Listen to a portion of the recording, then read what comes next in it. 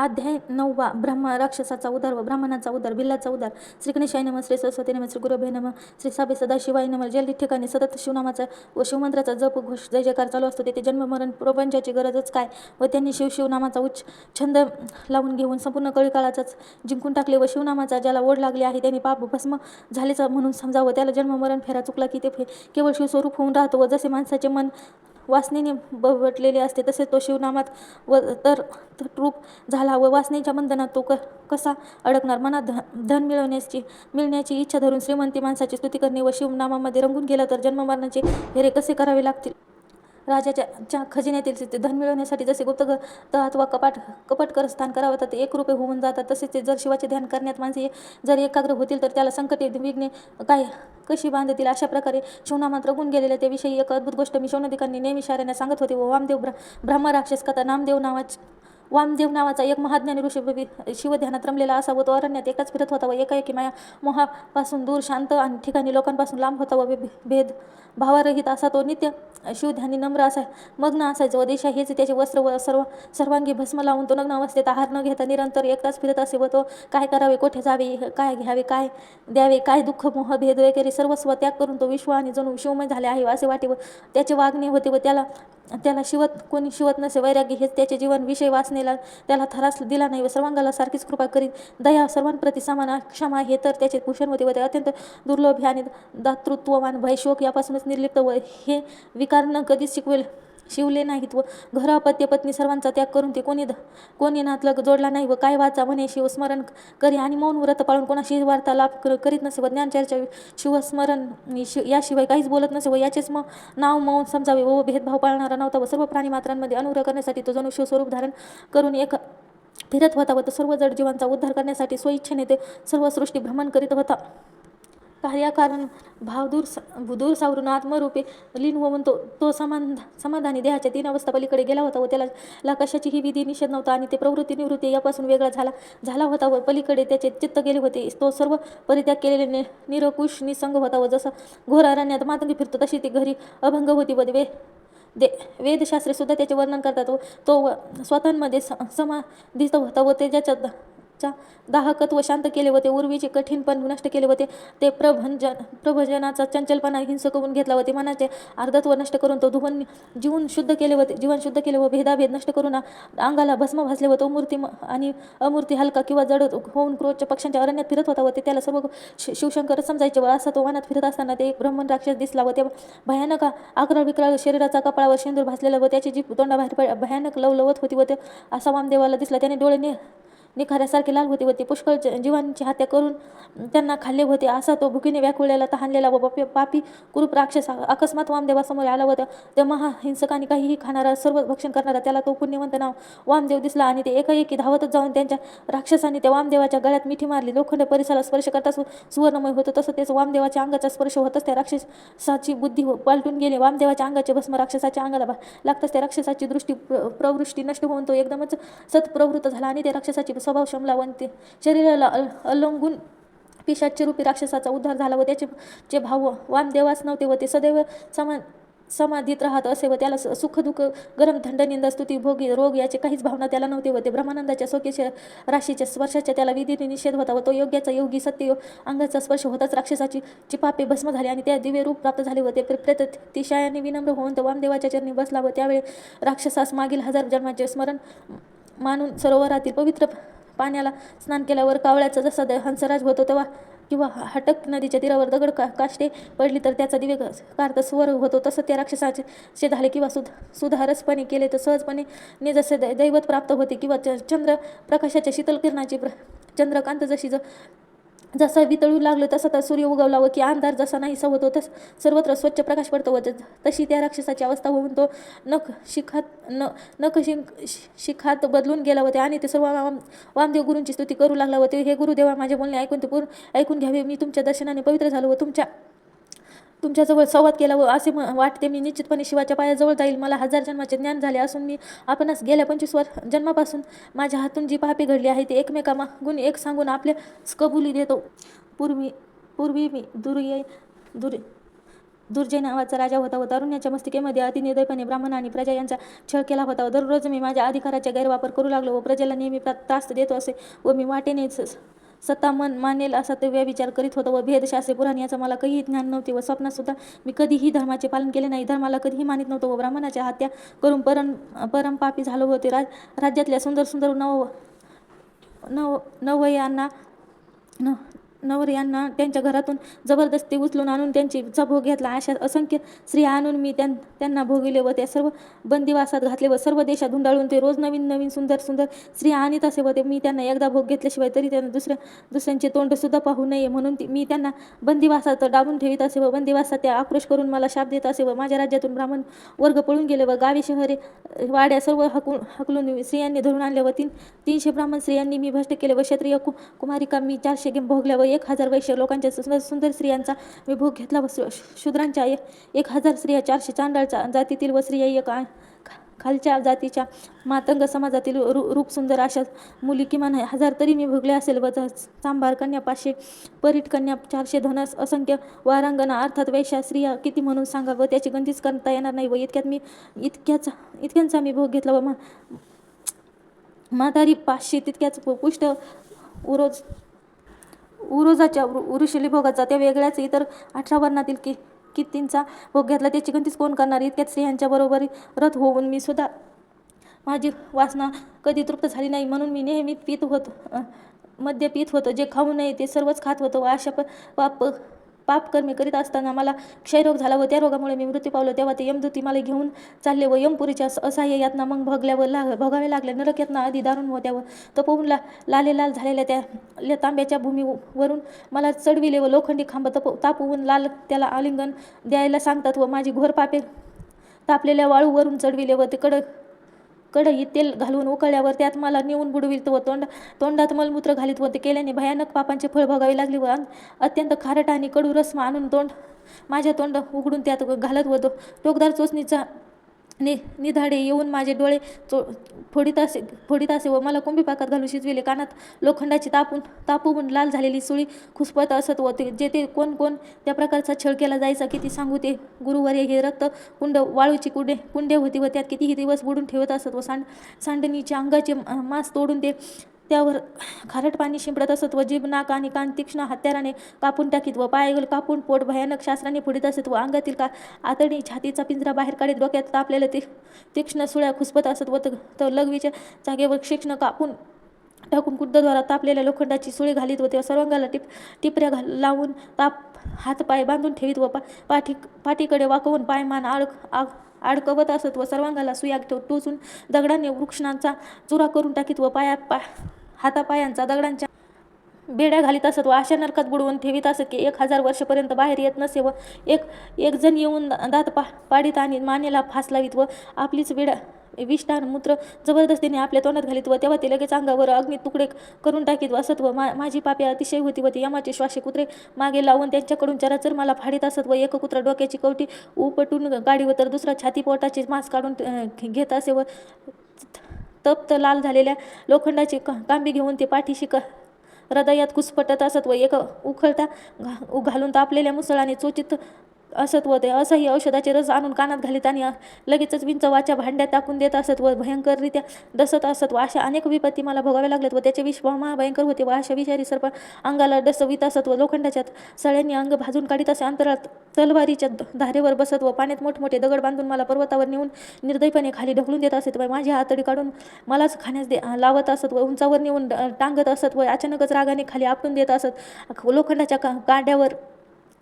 काट्यावर उभे करून इगळ अंथरुणावर झोपायला लावत असत व डोक्यात मला भला मोठा दगड घालून टाकत असो. लोखंडाचे चणे तापून लाल लाल करून ते खायला देत व यमदूतांनी वारंवार मार खावा लागे व ते ओठ ओढून फाडत असत व आणि उलटे टांगून तापलेल्या सळ्या नाकात खुपसत असत व मानेला मोठा दगड बांधून ते अस्वल आणि वाघासमोर टाकीत असत व त्यांच्यासमोर माझे शरीर चित्र विचित्र असे होत असत व हातीच्या पायाखाली देऊन माझे चूर्ण करीत व उकळलेले पाणी प्यायला घालीत व करवतीने शरीराचे तुकडे तुकडे करीत असे व चहूकडे फेकून देत असे व भूते भयंकर त्रास देत असे. लिंग कापून खा म्हणून जबरदस्तीने करीत व शरीराचे साधी तीक्ष्ण शस्त्रांनी ठिकठिकाणी मोडून टाकीत व जमिनीत गाडून टाकत डोके वर ठेवून त्यावर बाणाचा वर्षाव करत व लगेच टोकदार सुळावर पालथी निजवीत वरून सुळाने घाव घालायचे. नंतर दगडाला बांधून लगेच नरकात सरोवरात टाकायचे व अनंत अशा यातना अंतच नव्हता व तर काचा शिशे असा रस काढून ते जबरदस्तीने पिण्यास भाग पाडित असे व भयंकर कष्ट यातना सोसून सुद्धा मी नरकात प्राण जात नसे व अशी 3000 वर्षे होईपर्यंत मी भयंकर नरक यातना भोगल्या व त्यानंतर त्या मला ढकलून दिल्यानंतर मी वाघाच्या जन्माला आलो व दुसऱ्या जन्मी अजगर झालो, तिसऱ्या जन्मी भयंकर लांडगा झालो व चौथ्या जन्मी मी डुकर झालो, 5व्या वर्षी सरड्या झालो व 6व्या वर्षी मी सारमेय झालो व 7व्या वर्षी शृंगार झालो, 8व्या जन्मी गुरुराया मी विशाल गवारेडा झालो व गुरुराया हे जन्म मला भोगावेच लागले व 9व्या वर्षी मी माकड झालो, 10व्या गाढवाचा जन्म मिळाला, त्यानंतर मुंगूस कावळा, 13वे जन्मी झालो मी बगळा, रानकोंबडा जन्म 14वा होता, त्यानंतर भयंकर गिद्धडाचे जन्मी गेलो व त्यानंतर मांजर येऊन जन्मलो, नंतर बेंडूक झालो, 18व्या जन्मी मी कासव झालो, नंतर मला माशाचा जन्म मिळाला, लगेच मी उंदीर जन्म पावलो, घुबडाचा जन्म त्यानंतर मिळाला, 22व्या जन्मी मी रानटी हत्ती झालो होतो, त्यानंतर उंटाचा जन्म मिळाला, त्यानंतर मी दुरात्मा निषादाच्या जन्माला आलो व तेव्हा हा माझा आता राक्षस जन्म चालू आहे. हजारो वर्षांनी ज्ञान हे स्वामी तुमच्यामुळे मला प्राप्त झाले व तुमच्या दर्शनाच्या प्रभावाने मी पावन होऊन गेलो होतो. स्वामी आपली केवढी कृपा झाली की गंगा स्नान करून पापी जळून जातात तसे अग्नी नंदन ताप नाहीसा करतो. तर संतांच्या संगतीने त्यांच्या नुसत्या दर्शनाने अपरिमित पापी नष्ट होतात, पण पाप ताप दारिद्र्य संतांच्या समागमातच पूर्णपणे जळून जातात. व त्यावर गुरु वामदेव राक्षसाला बोलू लागले, हे अति अमंगल ब्राह्मण होता व तो शूद्र श्रीसवे संग करीत असे व त्याला पुष्कळ काळ लोटला. त्याने नवऱ्याने वेळ साधून त्या ब्राह्मणाला ठार केले व तेव्हा त्याचे प्रेत गावाबाहेर उकिरड्यावर नेऊन टाकले. कोणीही त्याचा अंत्यसंस्कार केला नाही व त्यामुळे यमदूताने मारीत यमलोकी नेले व भयंकर यातना भोगाव्या लागल्या असत.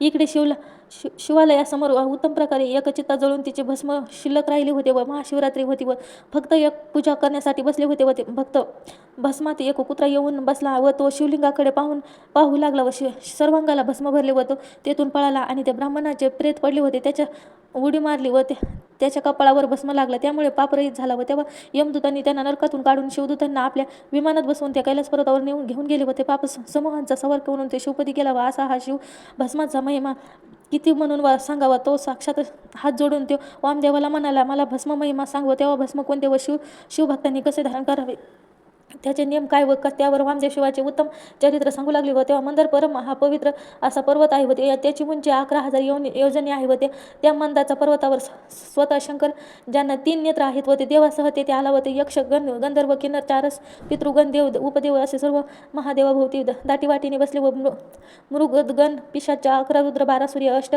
वसु 8 भैरव 8 दिक्पाल सर्व आले होते. 88,000 ऋषीमुनी व 8,000 बाल्यखिल्य व ब्राह्मणपुत्र पातळातील सर्व नाग पृथ्वीचे सर्व राजे शंकराभोवती बसले होते. ब्रह्मा विष्णू इंद्र शिवांचे ध्यान पाहतच बसले होते व भूतांचे अपार मेळे मंदार पर्वतावर आले होते. महागणपती षडानंद 60 कोटी गण, त्यापुढे नंदी म्हणजे दुसरा शुभ मंदारच भासला. तेथे सनत कुमार आले होते. त्यांनी शिवाला साष्टांग नमस्कार घातला आणि शिवाची अपार स्तुती करू लागली व त्याला भस्मधारण विधी कसा करायचा आणि याची माहिती विचारली व तेव्हा भस्मधारण विधी त्यावर ते निळ्या रंगाचा कंठ असलेला ते वेदादी देव शंकर म्हणाला, स्मशानातून स्वच्छ विभूती आण व ते शुद्ध करून त्या घ्या आणि गायीच्या शेणात मिसळून त्याचा गोळा कर आणि मात्र मातीचे कण आणून देऊ नको व मिश्रण उत्तम प्रकारे वाळवावे व मग त्याचे भस्म करावे. शुद्ध विभूती मला जास्त प्रिय आहे आणि ती विभूती शिवगायत्री मंत्राने मंत्रून टाकावी. अशी अंगठ्याने कपाळावर वरच्या बाजूला ओढावी व मस्तकाभोवती ती व्यवस्थित लावावी. तर्जनी ती करंगुळी वेगळी करून मध्यमा अनामिका या दोन बोटांनी या कपाळावर लावावी. अंगठ्यानी लावावी. मध्य रेषा समजावी व त्रिपुरुड धारण करावा. ते असे स्वतः शंकर सनत कुमारांना सांगतात व त्रिपुरुड कपाळावर धारण करा. सर्वांगाला विभूती लावताना अंगठ्याजवळचे बोट हे सोडून राहिलेल्या 3 बोटांनी सर्वांगाला विभूती लावावी. असे भस्म धारण केले असता सर्व शिवांच्या कृपेचे महापापे नाश होतात व जिकडे जाऊ तिकडे गेलात. ब्राह्मण हत्या केली, गायीची हत्या केली, जे खाऊ नये ते खाल्ले, मोठे मोठे पापांचे पर्वत भस्म अंगाला कपाळाला धारण केल्याने नाश होत पावतात. अशा भस्माचा संपूर्ण महिमा वामदेव राक्षसाला सांगत असतात व तिथे एक अपूर्व विमान आले व त्या क्षणी राक्षसाचा दिव्य रूप झाला व तेव्हा ते कैलास जाऊन ते शिवस्वरूप होऊन राहिला व वामदेव स्वइच्छेने पृथ्वीवर चालत राहिला व चांगल्या संगतीचा गुण फार मोठा असतो व वामदेवाच्या संगतीने तो राक्षस तरुण गेला व ते भस्म लावल्याने ते कपाळीने त्याला शिवशंकर भक्तावर सदा प्रसन्न होतं व मंत्र तीर्थ ब्राह्मण देव गुरु यज्ञ ज्योतिषी औषधी सर्वांच्या ठिकाणी जो जगी श्रद्धा ठेवेल तो तशीच प्रचिती त्याला देईल व ते हे सांगणे नको. त्यावर एक कथा सांगतो. भिल्लांची कथा. सूत शौनदिकाने कथा सांगू लागला की पांचाळ देशाचा राजा हिंसकेतू नावाचा होता व ते अर्जुनासारखा शूर होता व पृथ्वीवर त्याच्या इतका शूर कोणीही नव्हता व एकदा हरिणीच्या शिकारीसाठी निघाला व त्याच्या मागोमाग सैन्य चालू होते व भिल्लाचेही जथ्थे त्यांच्याबरोबर निघाले व रानोमाळ फिरत असतो व तो राजा एके ठिकाणी आला व ते एक परम भाविक भिल्लकुमार एका मोडक्या शिवाळ्यात पाहून तो निषाद त्यात गेला व त्याने ते पाहिले की शिवलिंग उपटून पडले होते व तेव्हा ते मोडले नव्हते. ते अतिशय सुंदर दिसत होते पण ते पाहून पारध्याने हिंसकेतूने राजाला ताबडतोब तेथून नेऊन लिंग दाखविले व राजा म्हणाले, हे लिंग परम पवित्र वाटते व परंतु भक्तिभावाने पूजा मात्र झाली पाहिजे. उगीच नाक धरून दांभिकपणे देवपूजा करण्यात अर्थ नाही व स्वतःचे मोठेपणा दाखविण्यासाठी सुंदर प्रतिमा करून ते पूजिल्या जातात. जसे कासाराने प्रतिमा विक्रीसाठी जणू दुकानच थाटले आहे तसे ब्राह्मण वेश घेऊन यात्रेत जसे चोर हिंडतात तसे ते वाटेने साधू सिद्धांताचा वेश घेऊन बसतात व मनात पाप धरून साधू द्वेष घेऊन ते दुसऱ्यांना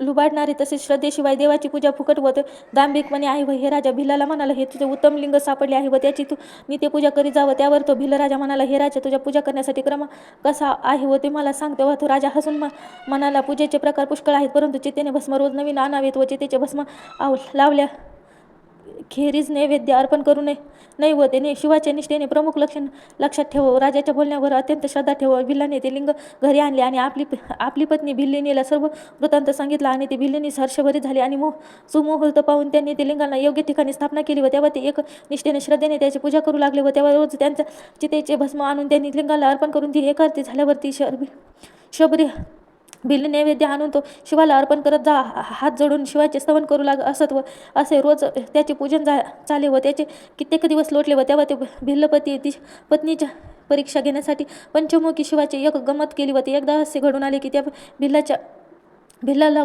कोठेही चिता भस्म मिळेना. त्या शब्दाने ते भूमीवर सर्वत्र तपास केला पण त्याला कोठेच चिता भस्म मिळाले नाही व ते घरी परत आला आणि ते आपल्या पत्नीस सर्व वृत्तांत सांगितलंच. ती सुद्धा चिंताग्रस्त होऊन म्हणाले, आता पूजा कशी करणार व शिवाची पूजा मी उत्तमरित्या केली व पण मी चिताभस्म मिळाले नाही. तेव्हा ते परम श्रद्धावान भक्त राजभिल्ल शिवाला नैवेद्य अर्पण करेल व शिवा दीक्षा घेणे परम कठीण आहे व परंतु म्हणून तो उमेचा पती शंकर भिल्लपती परीक्षा घेत होता व तेव्हा ते शबरी त्या भिल्लाला म्हणाले, मी स्वतः जाळून भस्म करेल घेते व स्वयंपाक घरात बसून स्वतःला आग लावून घेते आणि ते भस्म मिळेल त्या शिवाचे पूजन करावे. आपण तरी शबरी स्नान करून शुचिरभूत झाले आणि शिवाचे ध्यान करण्यात मग्न झाले आणि ते चोहीकडे आग लावून तिने आपले शरीर भस्म केले आणि शबरीने भस्म घेऊन ते शंकराला अर्पण केले व पण ते नैवेद्य आणण्यासाठी दुसरा कोणी नव्हतं व भोळा शंकर चक्रवर्ती उदार झाला व ते भिल्लाच्या तारण्यासाठी वाट पाहत होता व तो शरम मात्र आसन घेऊन शिव ध्यानात मग्न होता व तो शबरी उत्तम प्रकारे पक्वान करून नैवेद्य म्हणून भिल्लास आणून देत असे व परंतु नित्य नियमाप्रमाणे शबरीने आरती केली आणि नेहमीप्रमाणे त्याला शबरीला नैवेद्य आण म्हणून हाक दिली. पण एक आरती झाल्यावर शंकराला वेळ न घालवता नैवेद्य दाखवावा लागतो. जर विलंब झाला तर महादेव अत्यंत कोपिष्ट होतो. भोलेनाथ सर्व अन्याय सहन करतात पण आरती झाल्यावर लगेच नैवेद्य झाला नाही तर किंवा उशीर झाला तर त्यास भयंकर राग येतो. पण हा भिल्ल शिवार्चना इतका मग्न झाला होता की त्याला पत्नीचे स्वतः जळून घेऊन भस्म सदाशिवाला दिलेले हेही त्याच्या आठवण नव्हते व त्याला श्री म्हणाली, लवकरच नैवेद्य आण. आणि तेव्हा ते पाठीमागे रंभा उर्वशी मेनका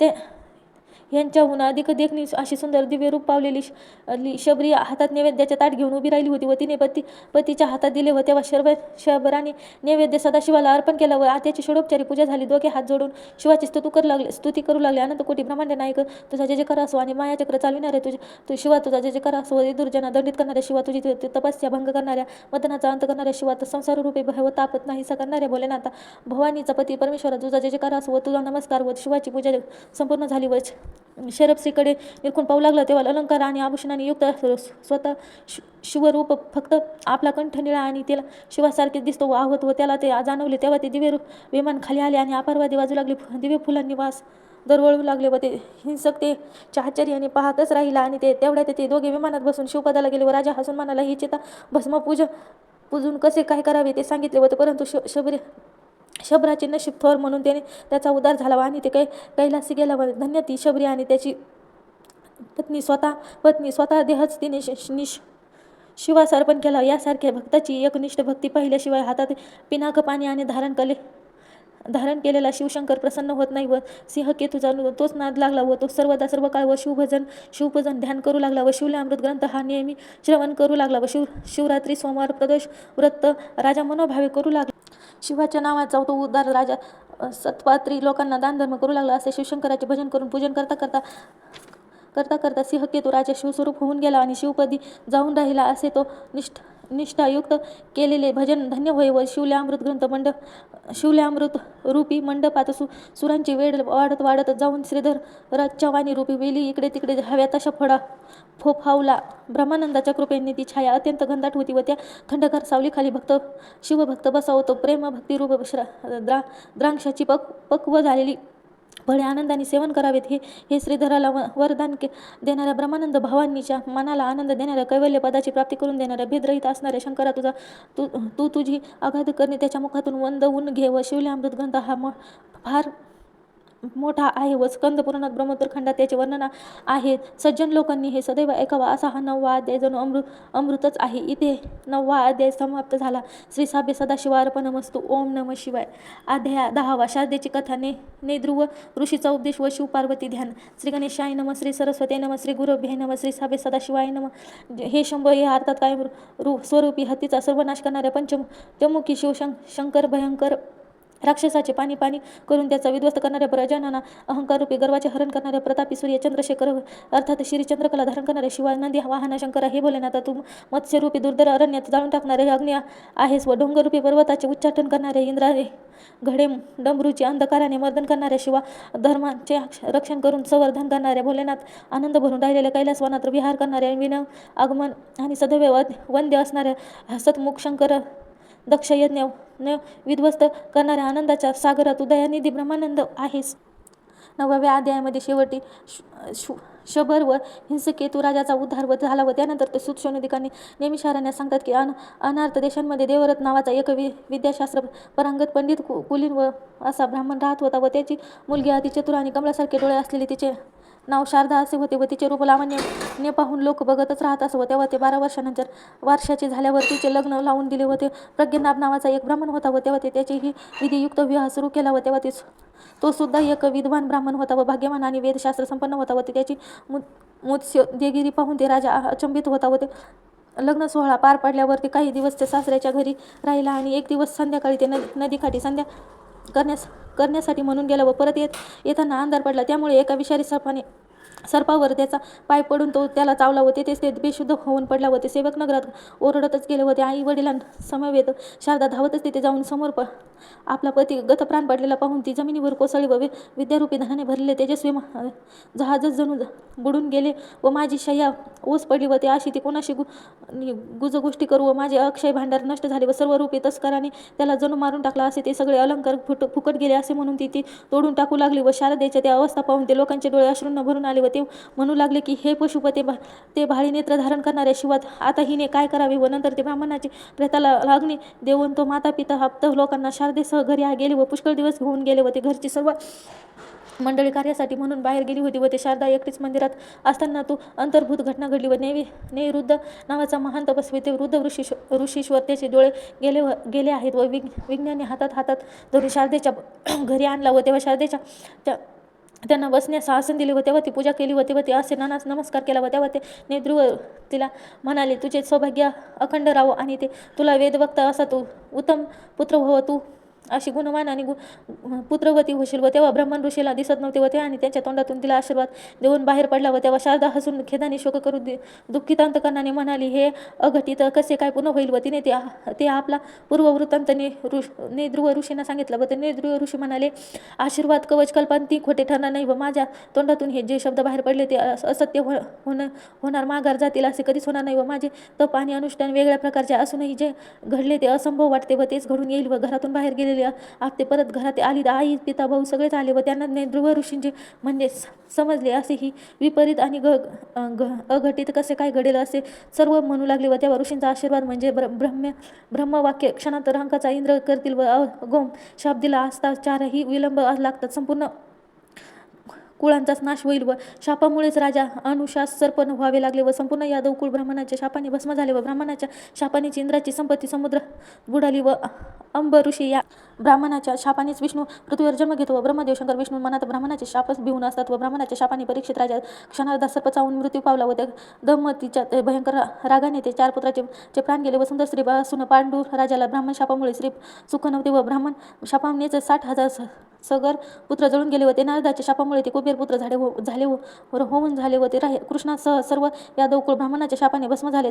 दंडकासारखा राजा शस्त्र शापानेच भस्म झाला. ब्राह्मणाचा शाप म्हणजे ब्रह्मवाक्य व त्याने मृगराज सरडा झाला होता. गौतमी ऋषीच्या शापाने इंद्राच्या शरीरावर सहस्र भग पडले होते व ते डोळे आले होते. अत्रिपुत्र चंद्राला ब्राह्मणाच्या शापाने क्षयरोग झाला व अगस्ती ऋषीने एका मनात तर सर्व समुद्री पिऊन टाकला. व सूर्यपुत्र यमाला ब्रह्मदेवाने शाप दिल्याने त्यासी पुत्र यम म्हणून जन्म घ्यावा लागला. व तेव्हा तोच विदुर ब्राह्मण शापाने दगडाचे देव आणि रंकाचे नाव शव होतात व नुसते मंत्राक्षता वाळलेल्या काठीवर टाकल्या व त्यांच्या पाणी फुटतील व त्याच्याशी तिन्ही जगात हे ब्राह्मण सर्वश्रेष्ठ आहे व हे ब्रह्मांड मोडून पुन्हा निर्माण करतील. व त्यानंतर ध्रुव ऋषी त्या विद्वाराणीला म्हणाला, मुली शारदे तू सांग, मी सांगतो तुला, तू नीट ऐक. उमा महेशाच्या व्रताचे आचरण कर व शरमंत्राचा विधियुक्त उपदेश घेऊन त्याचा नियमितपणे जप करावा. आणि ऋषी म्हणाले, या व्रताचे पूर्ण फळ मिळेपर्यंत मी इथेच राहील. व शारदेच्या अंगात मठ बांधून ध्रुव ऋषी तेथे राहू लागला. व तेव्हा ते ऋषी म्हणाला, व्रताची सुरुवात अधियुक्त अंतकरणाने चैत्रात किंवा मार्गशीर्ष महिन्यात शुल्क पक्षात सुरू करावी. सोमवारी अष्टमीला अथवा चतुर्थीला चांगला मुहूर्त पाहून तो उमा महेश्वराची पूजा बांधावी. असे 1 वर्षापर्यंत करावे. गुरुचे मुखातून असे पडलेले उपदेश गुरुवचन समजून शारदा त्याचप्रमाणे कोणतीही कमतरता भासू न देता व्रत करू लागली. व त्यासाठी ध्रुव ऋषी तिन्ही विधियुक्त षडाक्षर मंत्राचा उपदेश केला असता ते अतिसुंदर शिवमंदिर उभारून त्यावर शुभ्र छत घातले होते. 4 खांब अत्य सुशोभित असे करून त्यावर सुशोभित असे फळ लावले. अष्टगंध सुवासिक फुले जागा ठरवून त्यावर रंगमाळा रांगोळी व अस्तर घातले होते. 16 वर्णाची यंत्र रचना काढून त्यात 8 दले काढली होती. परत 4 दले काढून त्यावर तांदूळ पसरविले व त्यावर ते एक घराची सुस्थिर अशी स्थापना केली होती आणि त्याची जागा सुशोभित केली होती. आणि ते महिषाच्या 2 सोन्याच्या प्रतिमात करून त्याची स्थापना केली होती. व ते मनात निष्ठा धरून त्याची षडोपचारी पूजा केली असता यथाशक्ती ब्राह्मणांना संतर्पण करून ती दक्षिणा दिली होती. अतिशय प्रेमाने सुवासिनीचे पूजन केले होते. ब्राह्मणांना सवाष्ण यांना सहज रसाने युक्त असा चौरस अन्नाचे भजन तृप्त होई तो दिले होते. पुराण ऐकावे, कीर्तन ऐकावे, यामुळे ते जागरण होते व ते वचनावर विश्वास ठेवून नेहमी वर्तन करावे. शिवध्यान ज्यांचा रंग कुंद पुष्पासारखा स्वच्छ पांढरा आहे व ते कोटी सूर्याप्रमाणे त्याचे तेज 10 दिशांना फाकत आहे. तो शुभ्र आभरणाचे विभूषित असणारा जगाला आनंद देणारा, गुणांच्याही पलीकडे असणारा, ज्यांच्या मस्तकावर स्वर्ग गंगा धारण केली आहे. शुभ्र व जटाचा मुकुट ज्याचे मस्तकी शोभून दिसला आहे. सर्प हे त्यांच्या अंगावर विराजमान आहेत व कपाळावर चंद्राची एक कला सुशोभित दिसते आणि सर्वांगाला भस्म लेप केल्यामुळे जो दुधाच्या रंगासारखा शुभ्र दिसत आहे. व ज्यांच्या कपाळीचा नेत्र किंचितसा उघडलेला आहे व ते केयूर अगद आणि वीरकंकण गळ्यात नरमुंडांची माळा शोभून दिसत आहे. व ते ज्याचे डोळे सूर्यचंद्रासारखे तेजस्वी आहे व त्याचा कंठ निळा आहे व तो दिव्यपासून पेक्षाही उत्कृष्ट दिसत आहे. व ज्याच्या 10 हातात 10 प्रकारचे शक्तिमान शस्त्रे आहेत व जणू प्रलय चळंबत त्यांच्यात भरून आहेत. व ते खड्गवांग त्रिशूळ कपाळ डमरू अंकुश पाठ घंटा नागत पिनाक पाशुपत कमळ अशी तेजस्वी शुभ्र रंगाची शस्त्रे आहेत व ते अधिकपणे शोभून दिसत आहेत. व सिंहाचे शुभ्र आणि तेजस्वी चांबडे वस्त्र म्हणून परिधान केले आहेत. व स्फटिकासारखे ते शुभ्र हत्तीचे चांबडे मणिमय पांढऱ्या शुभ्र हिंसकासनावर असून ते नाना प्रकारचे रत्ने जडविले आहेत. व ते कैलास पर्वतावर पांढरा स्वच्छ असून त्यावर ते 1000 योजने शुभ्र मंडप घातला यावर आहे. व ते याचा खांब नाही, आज सहस्र किरणाचे आकाशात प्रकाशमान झाला आहे असा आहे. व ऐरावत हत्तीपेक्षाही पांढरा शुभ्र नंदिकेश्वर सर्वात शोभून दिसत आहे. व हे तक्षक यांची कुंडले मारण्याप्रमाणे ते शोभून दिसत आहे व हे सर्व शिवस्वरूपाचे सगुण ध्यान आहे व ब्रह्मानंद स्वरूप हे आहे. शारदाचे मनात साठविले व पार्वतीचे ध्यान आता भवानी पार्वतीचे ध्यान शारदा मनातल्या मनात करीत आहे व ती पार्वती अति कोमळ आणि सडस पातळ व बांध्याची अतिशय देखणी आणि तिच्या 4 हातांमध्ये पाश अंकुश गदा पद्य असून गळ्यात कल्पतरूच्या फुलांच्या माळा आहेत व ते मल्लिका बकुळ कमळे सुद्धा तिने धारण केलेले आहेत व तिच्या गडस्थळा ते मौक्तिकांची ती कुंडली तिच्या कानात डोलत होती व आहेत व ती अद्भुत शोभा कोण वर्णन करणार व पाठीवर काळ्या भुजंगाप्रमाणे काळी भोरवेणी डोलत आहे व तिच्या चेहऱ्यावर कमळाच्या आकाशासारखा सुंदरच असून काळे भोर डोळे कानापर्यंत आहेत व तिच्या कमर सिंहाच्या कमरेसारखी बारीक आहे व तिच्या कमरेभोवती असलेल्या कमरपट्ट्याची शोभा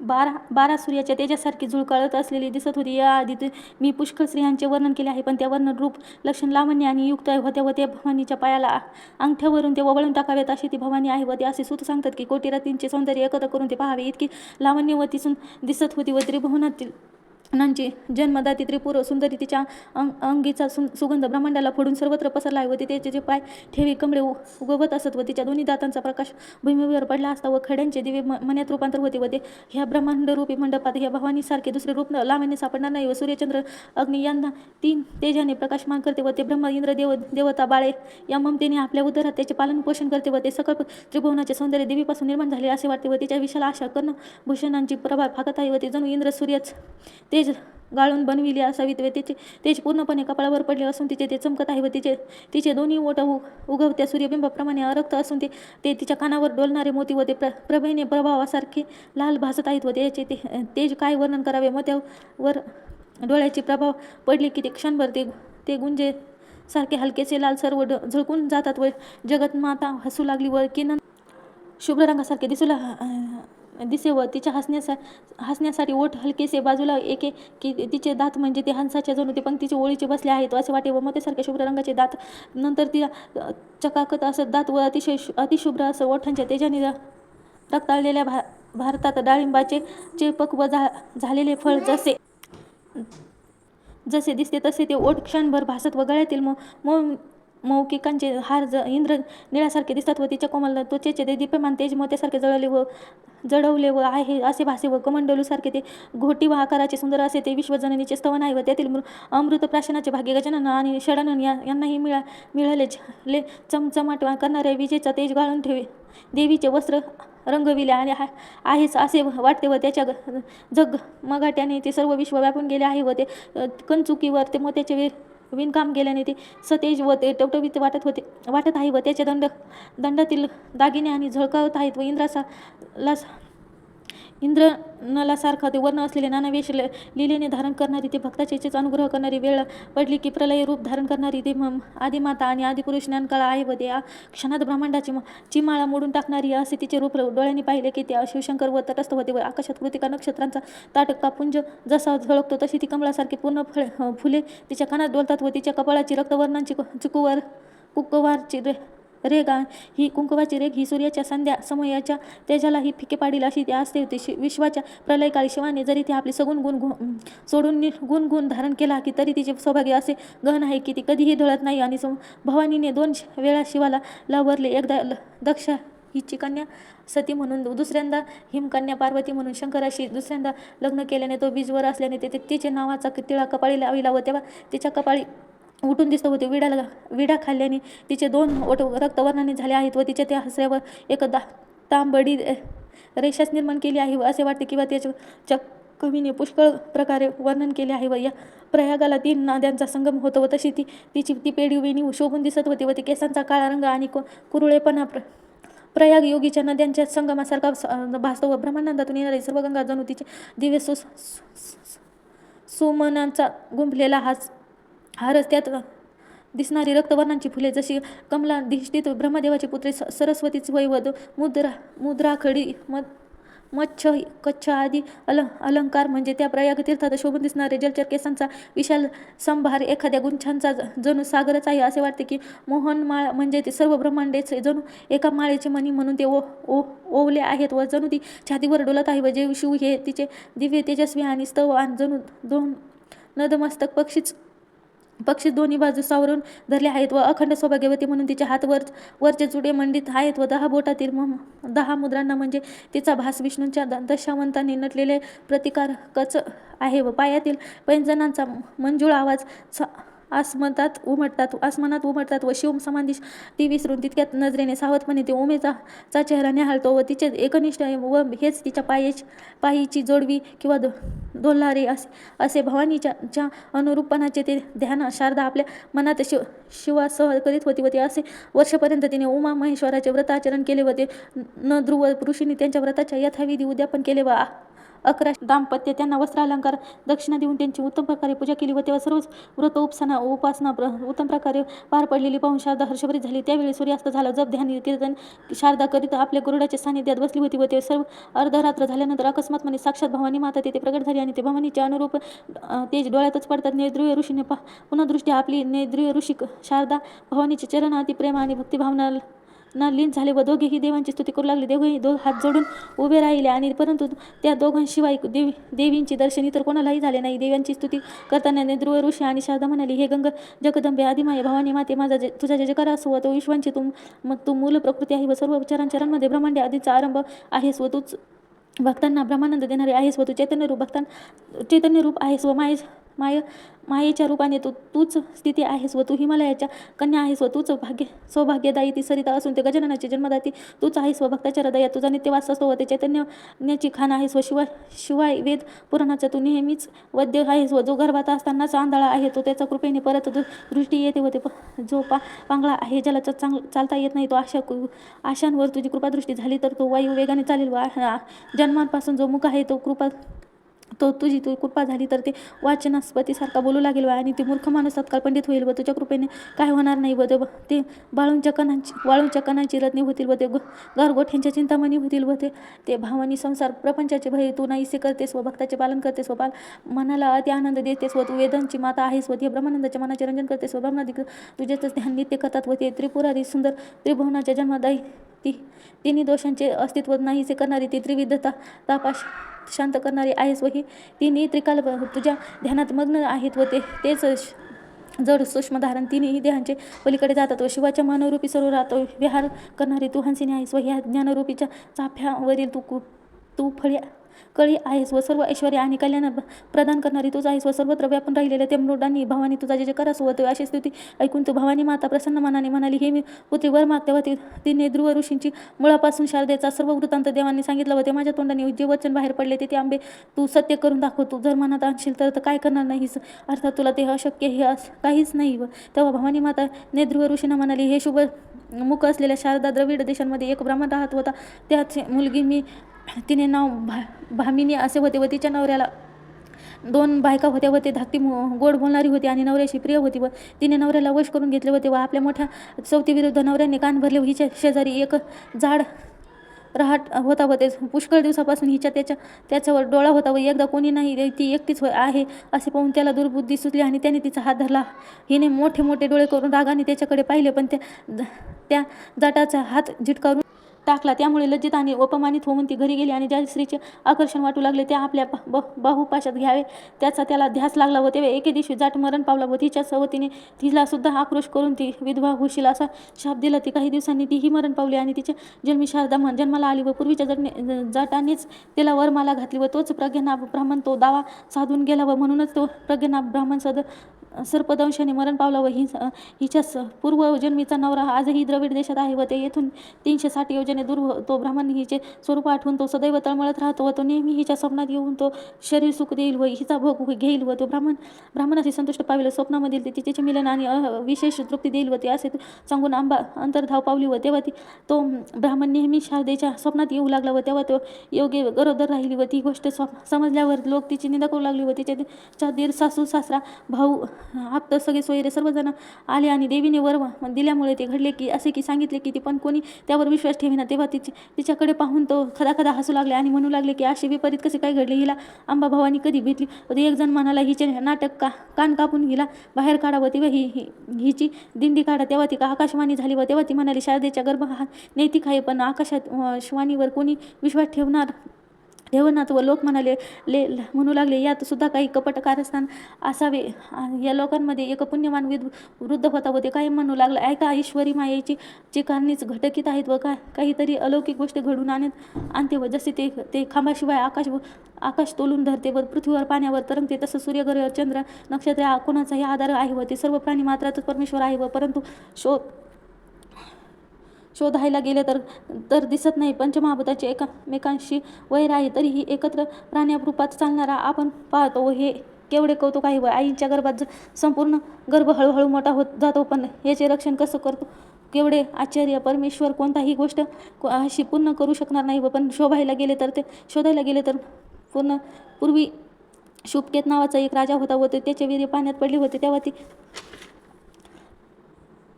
तिने प्राशन पाण्यात पडले होते व पाणी एका वेश्येने प्राशन केले. तेवढ्यात ती गरोदर राहिली आणि ती उत्तम पुत्राला तिने जन्म दिला होता.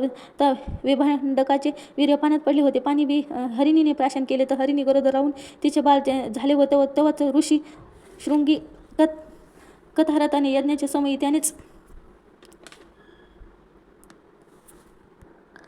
सत्यवती माशाच्या गर्भातून जन्म पावले आणि तिचा भाऊ 7 जन्माला येऊन तो राजपुत्र झाला. महिषासूर राक्षस महिषाच्या गर्भातून जन्माला. कित्येक करुणावंत ऋषी नुसत्याची इच्छेने संतती निर्माण करत व रेवतीचा बळीरामाचा जन्म असाच झाला व देवकीचा 7वा गर्भ तिच्या गर्भाशयातूनच काढून रोहिणीच्या गर्भात घातला. हे कसे घडले व साबाच्या पोटी मुसळ कोणी कसे जन्माला घातले व कुंती पोटी पांडव जन्माला आले, हे त्यासाठी तिला 5 देवाबरोबर समागम करावा लागला, त्यास असे अनुभवी लोक सांगतात. व सर्व माहीत असून सुद्धा तो लोक शारदेची निंदा करू लागले. त्यानंतर पुन्हा देववाणी झाली व मूर्खांनो, नीट कान देऊ नका. शारदेला जर कोणी खोटारडे असे म्हणले तर ते जीभ फाडून त्यात किडे पडतील व ते ऐकल्यावर ते सात्विक भावांचे चांगली बुद्धीचे जण ते होते. ती गोष्टी खरोखर अशी खरी आहे असे म्हणू लागले व जे कित्येक लोक पुन्हा तेच म्हणू लागले व तेव्हा सर्व कपटनाट्य असत्य आहे. तेव्हा त्याच्या जिभा चिरून गेल्या व त्यात किडे पडू लागलेले ते पाहून शारदेस सर्व लोक लोटांगण घालू लागले व तेव्हा ती शारदा माते, तुझे बोलणे सीतामाता रेणुकामाता यांच्याप्रमाणे पूर्ण सत्य आहे व ते आम्हाला क्षमा कर. व नंतर तिने देखणा मुलगा झाला व तेव्हा त्याला शारदात्मक म्हणू लागले व तेव्हा तो हळूहळू मोठा होऊ लागला व शुद्ध द्वितीयेपासून तो चंद्र आणि मोठा होत जात होता व तसा त्याची 8व्या वर्षी मुंज केली व तेव्हा वेदाध्ययनाला सुरुवात झाली व तेव्हा 4 वेद म्हणजे 6 शास्त्रे मुखोद्गत म्हणू लागला व तेव्हा नवग्रहात जसा सूर्यचंद्र पंडिताप्रमाणे तो ग्रहणी म्हणून शोभून लागला. त्याने ते अनुष्ठाने करून शंकराला प्रसन्न करून घेतले व यानंतर ते शारदापुत्रासह शिवरात्री व्रताचे पर्वतकाळी ठरवून गोकर्ण क्षेत्री यात्रेला म्हणून गेली. त्यावेळी ते द्रविड देशांचा ब्राह्मण शारदेचा पूर्वजन्मीचा पती तोही त्या यात्रेला आला होता. परस्परांनी ती खून कळवल्यावर ते एकमेकांकडे पाहून आतून ते दोघे फार कष्टी पावली होते. पूर्वी देवीची वचन घेतल्याप्रमाणे शारदेने आपल्या उमा परमेश्वराच्या अर्धे पुण्य पतीच देवते त्या पुत्र त्याला देवते 4 महिने त्यांच्याकडे राहावं. 4 महिने पती सुख न घेता ब्रह्मचारी म्हणून राहावं, म्हणजे शिवपदी येशील. मग ते उभयांती शिवरात्री यात्रा पूर्ण केली होती. शारदेने नवऱ्याला नमस्कार केला आणि ती म्हणाली, ले आपला पुत्र घ्या ह्याला सांभाळा. म्हणून ती पती हाती दिला व ते पतीच्या हाती दिलं. उमा महेश्वर व्रतांच्या अर्धे देवव्रत शारदेने नवऱ्यास दिले व शंकर शारदे समवेत द्रविड देशात गेली होती. शारदा पूर्णपणे व्रतस्थ राहून ती दुरूनच पतीस दर्शन घेत असे व तिचा मुलगा शारदा नंदनाने अपार कीर्ती मिळवली होती व ते पृथ्वीवरील महापंडितांनी ओळखला जाऊ लागला व त्यांनी भयंकर तप सुरू केले व ते आई वडील भजनात तो नेहमी दंग असे व माता बहिणी पिता शंकर यांची भावना त्यांनी मनात बाळगली व तेव्हा जो आई वडिलांची सेवा करीत नाही त्यांच्या तापाचा धिकार असो व जो स्वतः घरात पती पत्नी सोयऱ्यांना सांभाळतो आणि आई वडिलांचा नेही कष्ट तो अन्न न देत बाहेर घालवितो, जहरी शब्द बोलवून तो त्यांच्या मनाला दुःखी करतो, जरी 6 शस्त्रे शिकवला असला तरी तो जगात अपवित्र समजावा, तोंडात सुद्धा पाहू नये व त्यांचा विठ्ठल टाळावा, चुकूनही त्यांना स्पर्श करू नये, शैल स्नान करावे, महापातक कृतज्ञ समजावा, यम त्याला भयंकर शिक्षा करावीत व यम देश शारदेचा पती महान तपस्वी आणि योगेश्वर शरीराचा त्याग करून तो शिवपदाला पोहोचला व शारदेचे युद्ध शंकराने मदनाला जाळले व तेव्हा ते रतीसती गेली व ती आठवून गेली व विधियुक्त नवऱ्याबरोबर सहगमन केले व ते पतीसोबत कैलास भुवनी जागा मिळविली आणि मोक्ष पावली. शिवल्यामृत अत्यंत मधुर असे कथानायक आहे व कथा ही एक दिव्य रसायन आहे व प्रपंचिक लोकांना ते ग्रहण केले तर आरोग्यवान होऊन शिवपती लीन होतील व ते मरणचरण आले आहे व ते मरण जवळ आले आहे. त्यांना रसग्रंथ आवडत नाही, त्यांची पुण्यगाठी मोठी आहे व तेच आहे व अधिकार आहे व ते ब्रह्मानंद होऊन श्रीधर कवी श्रोत्यांना हात जोडून विनंती करतो की शिवल्यामृत हे अमृत आहे व हे तुम्ही भक्तिभावाने ऐका, वाचा, तुमचे कल्याण होईल व पुढच्या अध्यायात यापेक्षाही सुरस अशी कथा आहे. हे ऐकून श्रोता आणि वक्ता दोघेही पुण्यवंत होतील व पार्वतीसह शिव सर्वांचे कल्याण करो. व शिवल्यामृत ग्रंथ हा प्रचंड आहे. स्कंद पुराणातील ब्रह्मोत्तरखंडात याचे वर्णन सज्जन लोकांनी तो नियमितपणे अखंड श्रवण करावा, वाचावा, अथवा 10व्या अध्यायाची गोष्ट काही औरच आहे. श्री साबे सदाशिवार्पणमस्तु.